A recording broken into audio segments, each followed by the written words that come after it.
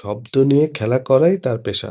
নতুন নতুন শব্দ গড়া, পুরাতন শব্দের ভেতর লুকানো মানে বের করা।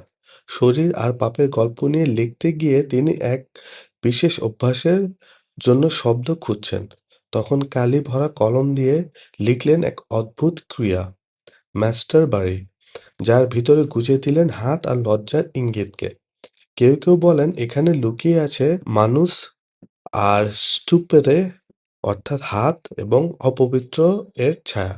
কেউ আবার ধারণা করেন এর শুরুতে চাপা পড়ে আছে কোনো হারিয়ে যাওয়া শব্দ, যার মানে পুরুষাঙ্গ, যার আত্মীয় গ্রিক ভাষার মেইজা, যার অর্থ জননাঙ্গ। শত শত বছর পরে ইউরোপের অন্য ভাষা ঘুরে এই ম্যাস্টারবেরি থেকে জন্ম নিল নতুন নাম, ফরাসিদের ম্যাস্টারবেশন আর ইংরেজিদের আধুনিক ম্যাস্টারবেশন। ইচ্ছাকৃত যৌন উদ্দীপনাকে বোঝায়। শব্দে সময়ের সিঁড়ি বেয়ে যখন এই ধারণা ভারতবর্ষের বিদ্যায়নে ঢুকল, সংস্কৃত পণ্ডিতরা বিষয়কে ধরলেন সম্পূর্ণ আলাদা শব্দে, হস্তমৈথুন। শব্দের ভিতরেই যেন পুরো ঘটনাটি লিখে রাখা হলো। হস্ত মানে হাত, আর মৈথুন মানে মিলন বা যৌন ক্রিয়া, অর্থাৎ হস্তমৈথুন, হাত দ্বারা যৌন কর্ম। এই সংস্কৃত শব্দ থেকে ধার নিয়েই বাংলায় গড়ে উঠল হস্তমৈথুন।